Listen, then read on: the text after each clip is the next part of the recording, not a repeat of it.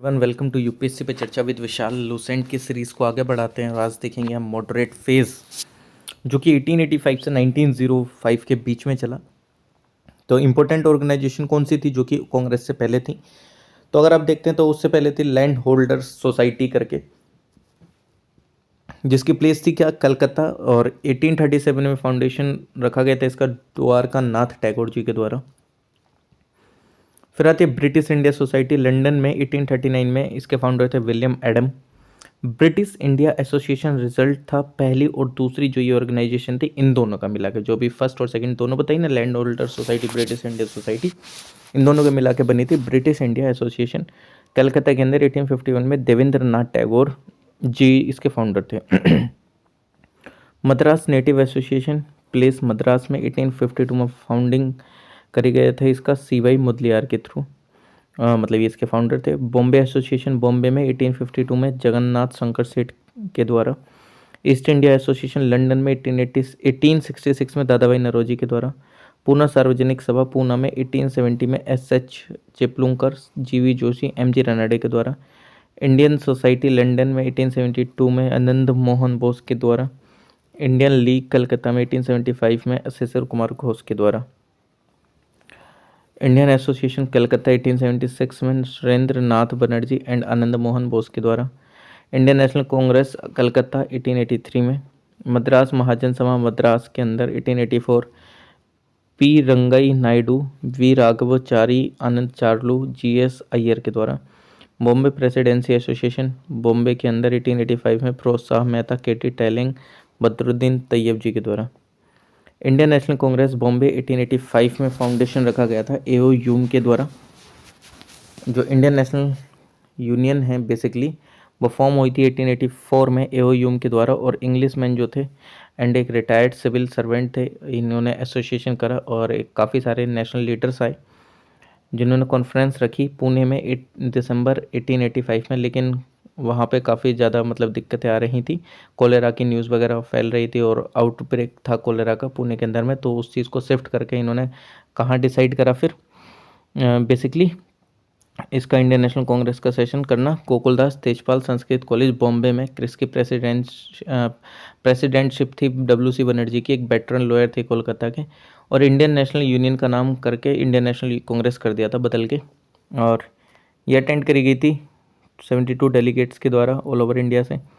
1885 से onwards INC आज तक मिलती है, और अगर आप देखें तो ये काफ़ी ज़्यादा इसका प्रचार प्रसार भी करा गया है rapidly among middle class Indians में। जो फाउंडेशन है आईएनसी के 1885 में।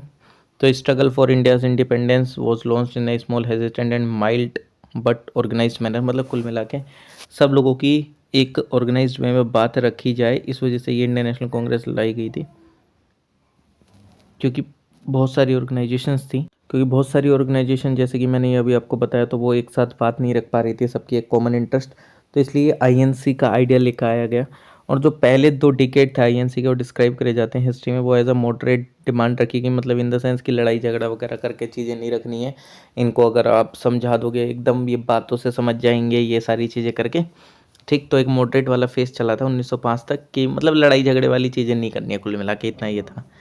लेकिन क्या होता है कि मतलब बाद में कुछ एक्सट्रीमिस्ट लीडर भी आ जाते हैं जो कि कहते हैं नहीं ऐसा ये नहीं मानेंगे। तो हालांकि अगर मॉडरेट लीडर की बात करी जाए तो कौन कौन थे, Dada Bhai Naoroji, A O. Hume, Badruddin Tyabji, M G. Ranade, W C. Banerjee, Firoz Shah Mehta, Surendra Nath Banerjee, C Sankaran Nair, Madan Mohan Malaviya, V S. Srinivasa Sastri, Tej Bahadur Sapru, Gopal Krishna Gokhale, Anand Mohan Bose, E Dinesh Wacha करके, और Ras Bihari Bose, Mohanlal Ghosh, P Anand Charlu, C Chintamani, R C Dutt, S Subramaniam Iyer, K T Telang, Madhusudan Das, Rahimtulla, M Sayani, ठीक। तो ये लोग मॉडरेट थे। कुछ ओपिनियंस है आईएनसी के बारे में। आईएनसी रिप्रेजेंट करती है एक माइक्रोस्कोपिक माइनॉरिटीज़ को, जो कि है लॉर्ड ये किसने बोला था, लॉर्ड डफरिन ने 1884 से 1880 के बीच 88 के बीच में एक कंटेम्प्रेरी वॉइसरॉय थे। ये जो कांग्रेस है ये tottering to its fall and one of my great ambition while in India is to assist it to a peaceful demise, ये लॉर्ड कर्जन ने बोला। वॉइसरॉय थे आईएनसी एक बैगिंग इंस्टीट्यूट है, और अरविंदो घोष ने बोला एक्सट्रीमिस्ट लीडर थे ये। INC should distinguish between bagging and claiming the right, मतलब इसमें उसको डिस्टिंग्विश करना होगा कि भीख मांगना और क्लेम करना राइट में फ़र्क होता है। ये बाल गंगाधर तिलक एक्सट्रीमिस्ट लीडर थे। आईएनसी खेल रही है बबल्स के साथ बिपिन चंद्र पाल जी के द्वारा, जो कि एक्सट्रीमिस्ट लीडर थे। ऑब्वियसली बात है, इनको ये था कि ये इतनी आसानी से बात तो नहीं मानेंगे, इनको यही लगता था। तो ऑब्वियसली बात है, इनके ये स्टेटमेंट तो निकल के आने जाहिर सी है। एक्सट्रीमिस्ट फेज स्टार्ट होता है 1905 से 1917 के बीच में। ये रियलाइजेशन करते हैं एक ट्रू नेचर ब्रिटिश रूल का, जो कि एक्सप्लॉइटेटिव है। The international influence and event इस तरीके के होते हैं, जस्ट लाइक जैसे एबिशियन इथोपियन विक्ट्री हो जाती है इनकी इटली के ऊपर। वॉयर वॉर्स होते हैं जहाँ पे जो ब्रिटिश हैं वो मतलब एक तरीके से फेस्ड करते हैं रिवर्स चीज़ें, एक इन द सेंस कि जापान जो जीत जाता है रशिया के ऊपर। डिससेटिस्फेक्शन होता है अचीवमेंट्स का, मॉडरेट की रिएक्शनरी पॉलिसीज़ कर्जन की, जैसे कि कलकत्ता कोऑपरेशन एक्ट आ गया, इंडियन यूनिवर्सिटी एक्ट 1905, ये पार्टीशन कर दिया गया बंगाल का। तो ये सारी चीज़ें जन्म देती हैं एक्सट्रीमिस्ट फेस को। और ये एग्जिस्टेंस है मिलिटेंट स्कूल का, militant school of thought and emergence व ट्रेंड लीडरशिप का। तो जो प्रोमिनेंट लीडर थे जैसे बाल गंगाधर तिलक, लोकमान्य इनको बोला जाता था, लोकमान्य तिलक, ये अनकॉम्प्रोमाइजिंग लीडर थे।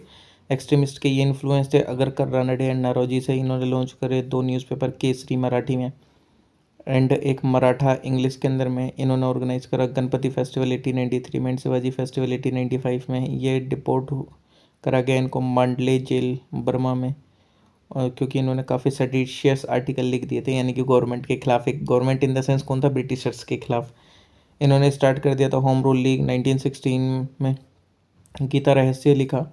तिलक को असर्ट करा जाता है Swaraj is my worth right and I will have it, मतलब ये इन्होंने असर्ट करा, मतलब ये बोलते थे ऐसा कि स्वराज मेरा जन्म सिद्ध अधिकार है। लाला लाजपत राय एक्सट्रीमिस्ट थे पंजाब से, ये इन्फ्लुएंस में थे आर्य समाज के। इन्होंने फाउंडेड करा नेशनल स्कूल लाहौर में, ये प्रेसाइड करा इन्होंने। AITUC का 1920 में, मतलब प्रेसिडेंटशिप इनके हाथ में थी। बॉयकॉट करा साइमन कमीशन का, डेमोस्ट्रेट करा इस चीज़ के खिलाफ। और इसी समय पे इन पे काफ़ी ज़्यादा ब्रूटली मतलब लाठीचार्ज हो गया था पुलिस के द्वारा, और उनको काफ़ी ज़्यादा गंभीर चोटें आई थी। बिपिन चंद्र पाल, जो कि अगर आप देखेंगे तो ये ऑर्थोडॉक्स हिंदुज़म थे। एंटर करा ब्रह्मो समाज में विजिट करें England and America. English weekly करके न्यू इंडिया एक निकाला इन्होंने। इन्होंने लेड करा स्वदेशी मूवमेंट, इन्होंने कैरी करे गॉस्पल्स ऑफ बॉयकॉट, मतलब बॉयकॉट वगैरह चीज़ें को ज़्यादा मतलब एक तरीके से तूल पकड़वाया। स्वदेशी, national education, Swaraj and passive resistance. इन्होंने फाउंडेशन रखा वंदे मातरम का, एक तरीके से फाउंड इन द सेंस कि वंदे मातरम इन्हीं के द्वारा लिखा गया था एक तरीके से। श्री अरविंदो घोष, इन्होंने पास करा ICS का एग्ज़ाम, और विद रिकॉर्ड मार्क्स, मतलब इन ग्रीक एंड लैटिन में इनके काफ़ी अच्छे मार्क्स आए थे। तो उस समय पे जिस हिसाब से पेपर होता था तो वो ग्रीक एंड लैटिन भी पढ़नी पड़ जाती थी। इन्होंने इनकी यूरोपियन अपब्रिंगिंग थी। इन्होंने सीक्रेट सोसाइटी के लिए वर्क करा था बंगाल एंड महाराष्ट्र में। इन्होंने स्टार्ट करा बंगाली डेली जुगांतर करके, इन्होंने लिखा सेडिशियस आर्टिकल्स वंदे मातरम में। वंदे मातरम इन्हीं के द्वारा फाउंडेड था, वो बिपिन चंद्र पाल थे, लेकिन इन्होंने आर्टिकल भी लिखे उसमें। इनको ट्रायल के लिए डाल दिया जाता है Maniktala Calcutta bomb conspiracy case में। इनको finally retired to the life of yoga at Pondicherry, मतलब ये योगा वगैरह सिखाने लग गए थे फिर बाद में। अदर एक्सट्रीमिस्ट लीडर चक्रवर्ती विजय राघवचारी, अश्वनी कुमार दत्ता, राजनारायण बोस, ती प्राकशम, चिदम्बरम पिल्लई। मेथड क्या थे इनके, जितने भी एक्सट्रीमिस्ट थे, कि पासिव रेजिस्टेंस देना है, नॉन कोऑपरेशन करना है ब्रिटिश गवर्नमेंट के साथ, बॉयकॉट करना है गवर्नमेंट सर्विसेज का, कोर्ट, स्कूल एंड कॉलेजेस का, प्रमोशन करना है स्वदेशी एंड बॉयकॉट का फॉरेन गुड्स का, मतलब प्रमोशन करना है स्वदेशी एंड बॉयकॉट करना है फॉरेन गुड्स का।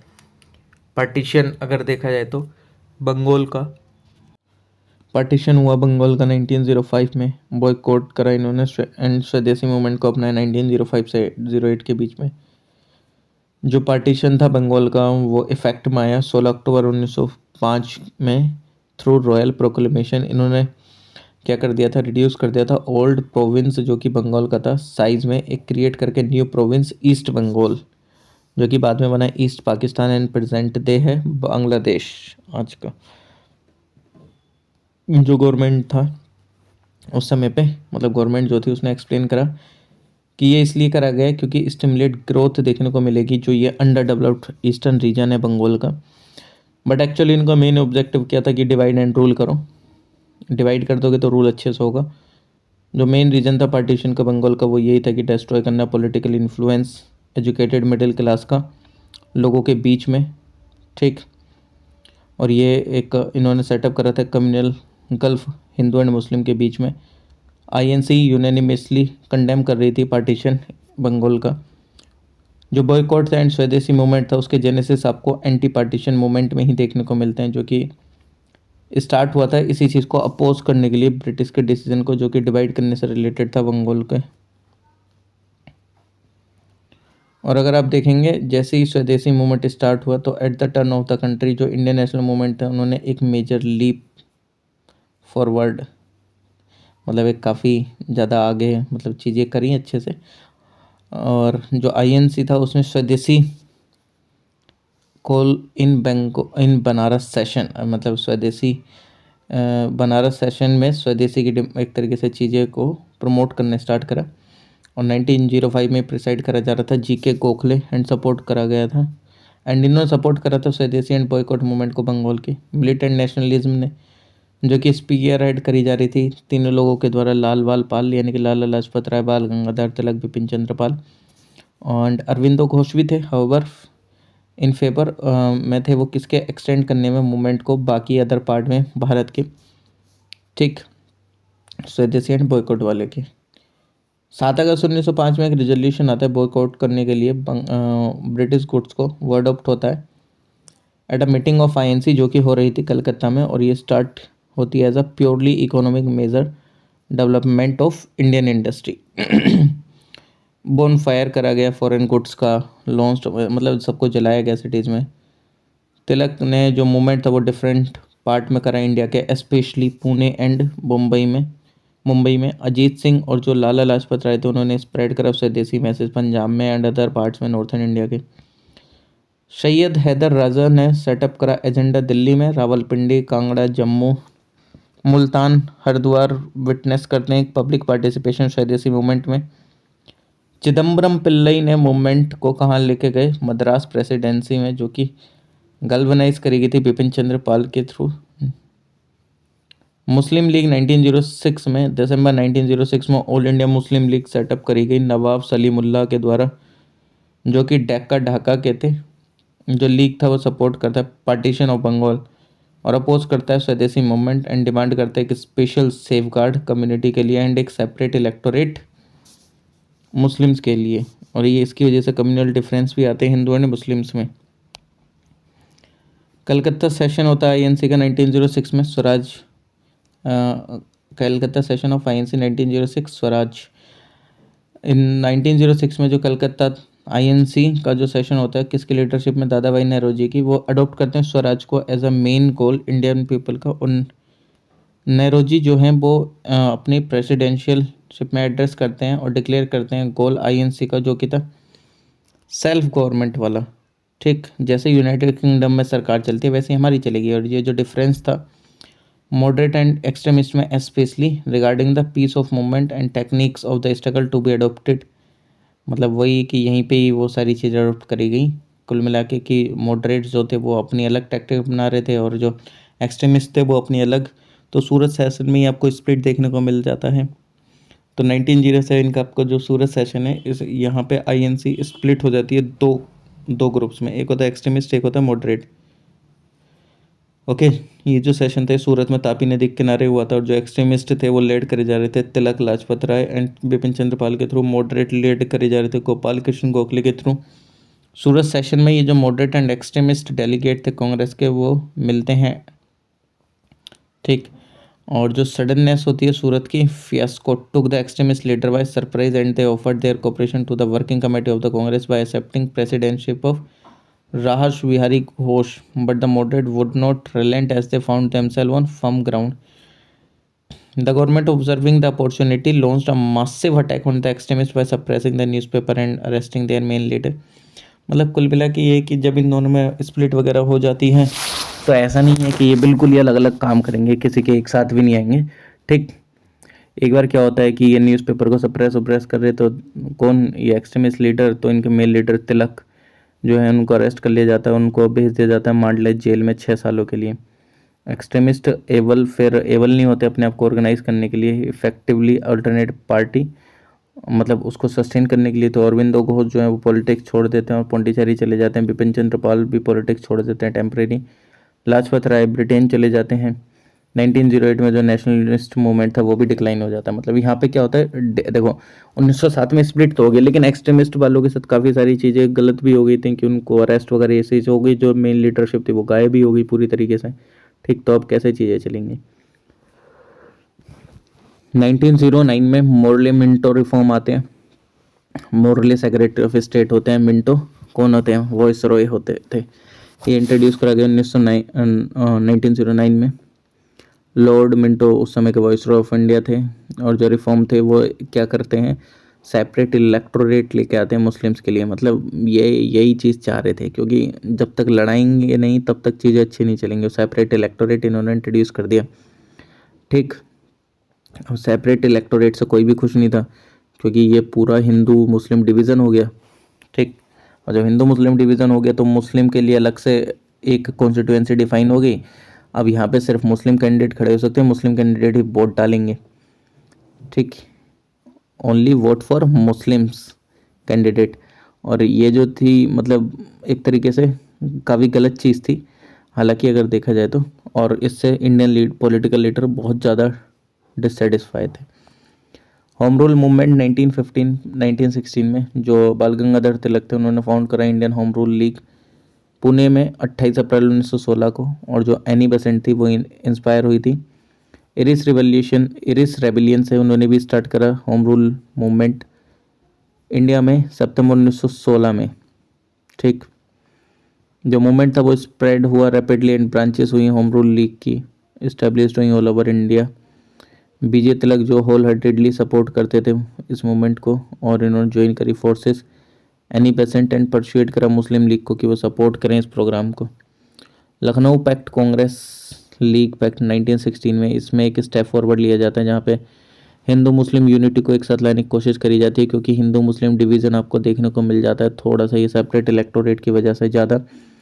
तो जो कांग्रेस है, मतलब आपको पता होगा मुस्लिम लीग इस टाइम बन चुकी थी, तो थोड़ा सा वो अलग काम कर रही थी, उसकी अलग सोच थी। और मतलब कांग्रेस की अलग थी, वो बोलते थे कि नहीं, आप कांग्रेस जो है वो पूरी तरीके से हिंदूज को रिप्रेजेंट कर रही है, मुस्लिम का रिप्रेजेंटेशन नहीं है, ये वो करके। मुस्लिम लोग, जो मुस्लिम लीग थी वो अपने आप को बोलती थी कि नहीं, हम ही रिप्रेजेंट कर रहे हैं इन सबको। तो ये डिसयूनिटी थी, तो उन सबको यूनाइट करने के लिए एक लखनऊ पैक्ट होता है लखनऊ के अंदर 1916 में। ठीक, और ये जो कांग्रेस है वो एक्सेप्ट कर लेती है सेपरेट इलेक्टोरेट को हालांकि। और जो ये ऑर्गेनाइजेशन थी, अब दोनों एक साथ मिलकर डिमांड करते हैं डोमिनियन स्टेटस के लिए कंट्री के।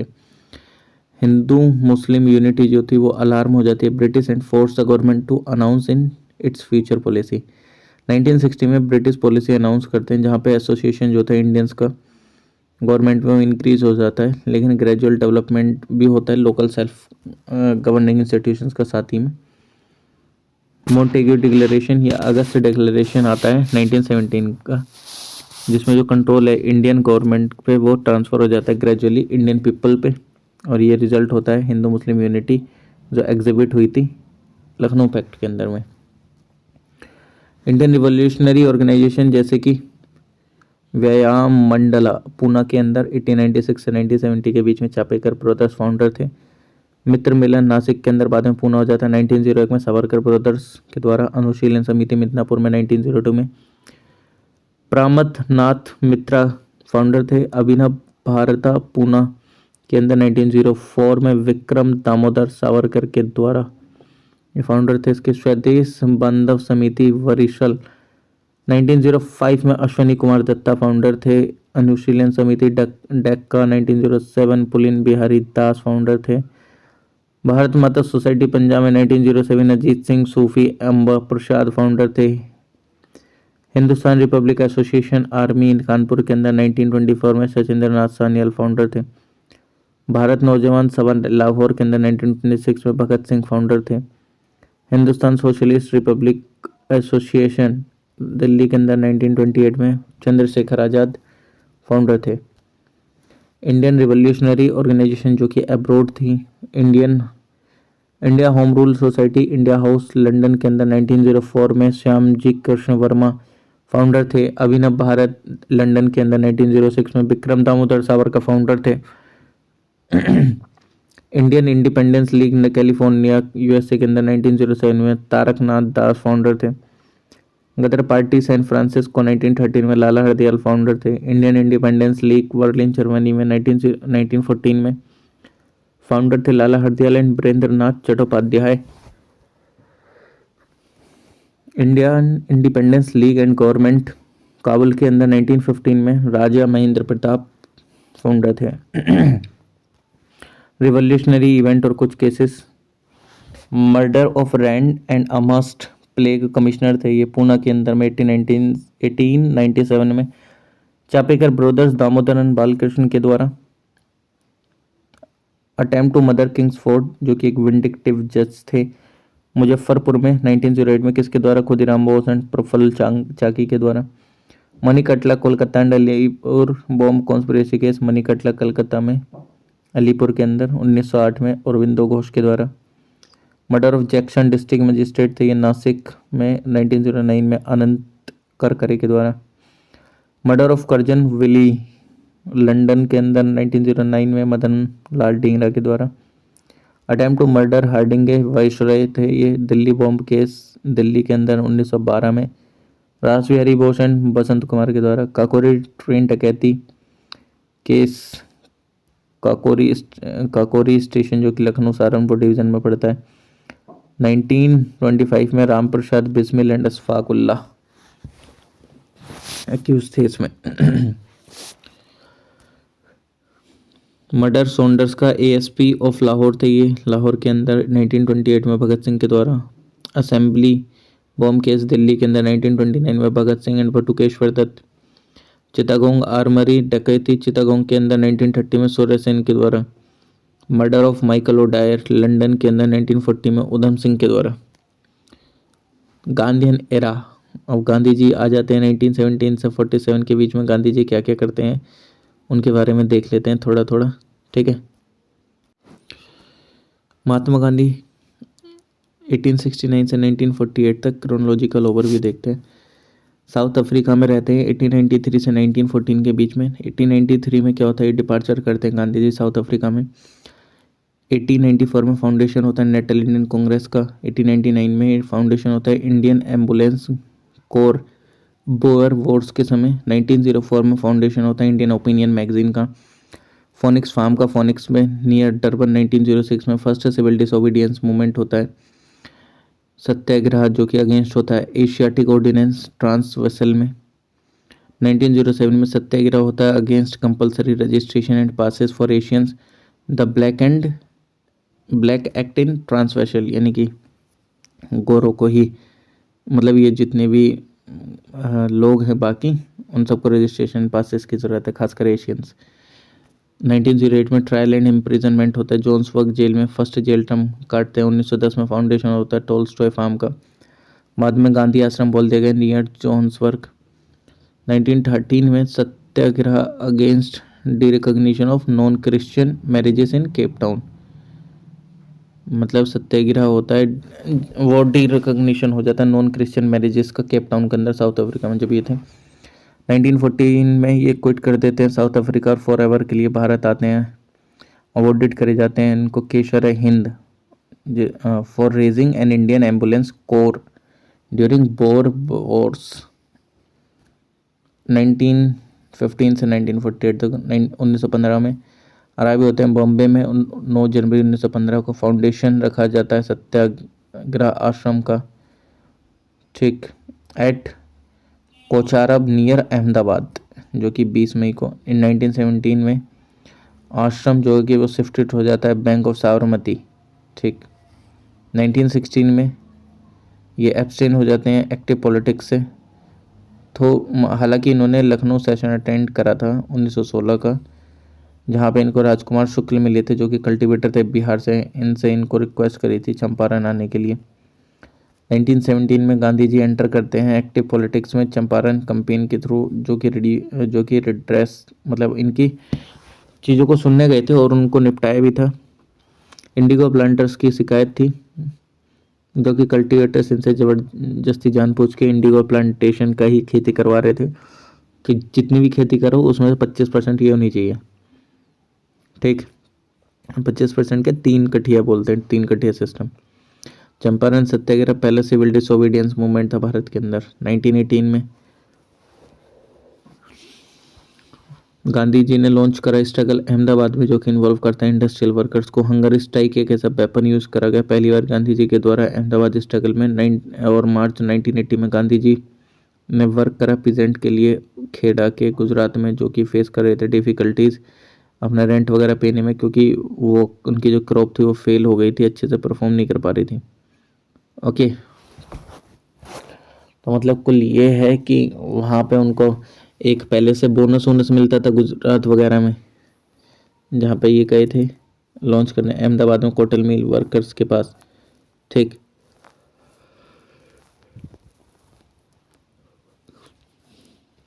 1919 में गांधी जी जो है सत्याग्रह का मोर्चा खोल देते हैं रॉलेट एक्ट के खिलाफ 6 अप्रैल 1919 को। और जो कमांड है नेशनलिस्ट मूवमेंट की पहली बार हमको देखने को मिलती है, first all India political movement. Okay. और वो जलियांवाला बाग मैसेकर के नाम से भी जानते हैं। और जो ऑल इंडिया खिलाफत कांग्रेस है वो इलेक्ट करती है गांधी जी को एज इट्स प्रेसिडेंट नवंबर 1919 दिल्ली में। 1920 से 22 के बीच में लेड करते हैं नॉन कॉरपोरेशन खिलाफत मूवमेंट। 1 अगस्त 1920 से फेब 1922 तक गांधी जी बुलाते हैं मूवमेंट। 12 फेब 1922 तक, जहाँ पे जो वायलेंट इंसिडेंट हो रखे होते हैं चोरी चोरा में। 5 फरवरी 1922 को ये लोग पुलिस थाने में घुस के जला देते हैं पुलिस थाने को। 1924 में बेल्जियम कर्नाटका सेशन होता है। कर्नाटका में आईएनसी जो है पहली बार और आखिरी बार गांधी जी ने यहीं पे ही प्रेसिडेंटशिप ली थी कांग्रेस की। फिर 25 से 27 के बीच गांधी जी रिटायर हो जाते हैं एक्टिव पॉलिटिक्स से पहली बार एंड डिवोट करते हैं अपने आप को कंस्ट्रक्टिव प्रोग्राम से रिलेटेड। और फिर बाद में पॉलिटिक्स में एक्टिव होते हैं 1927 के बाद। 1930 से 34 के बीच में गांधी जी ने लॉन्च करा civil disobedience movement Dandi march salt के थ्रू। 5 सितंबर 1931 में गांधी जी ने अटेंड करा second round table conference London में as a sole representative Congress के। 7 सितंबर से 1 दिसंबर के बीच में 1931 में सेकंड फेज हुआ। 3 जनवरी 1932 से 17 अप्रैल 1934 के बीच में। 1934 से 39 के बीच में गांधी जी एक्टिव पॉलिटिक्स से रिटायर हो गए तो सेटअप करा था इन्होंने सेवाग्राम वर्धा आश्रम। ठीक। 1939 में गांधी जी ने रिज्यूम करा एक्टिव पॉलिटिक्स, मतलब पॉलिटिक्स में एक्टिव हो गए। 1940-41 के बीच में गांधी जी ने लॉन्च करा इंडिविजुअल सत्याग्रह मूवमेंट। 1942 में गांधी जी ने क्विट इंडिया मूवमेंट का स्टार्ट करा डू और डाई। लेकिन Gandhi ji and all Congress leader arrest हो गए थे 9 अगस्त 1942 को। 1942 से 44 के बीच में गांधी जी ने अपने आप गांधी जी कैप्टन डिटेंशन, इनको कहाँ रखा गया था डिटेंशन में, आगा खान पैलेस नियर पुणे। 9 अगस्त 1942 से 44 तक गांधी जी अपनी वाइफ को खो चुके थे कस्तूरबा गांधी जी को 22 फरवरी 1944 को। And private secretary Mahadevi Desai, जो कि गांधी जी की लास्ट प्रेजेंट टर्म में थी। 1945 में गांधी जी का जो इन्फ्लुएंस था कांग्रेस पे वो काफ़ी ज़्यादा बेन हो रहा था परस्पेक्टिवली आफ्टर 1945।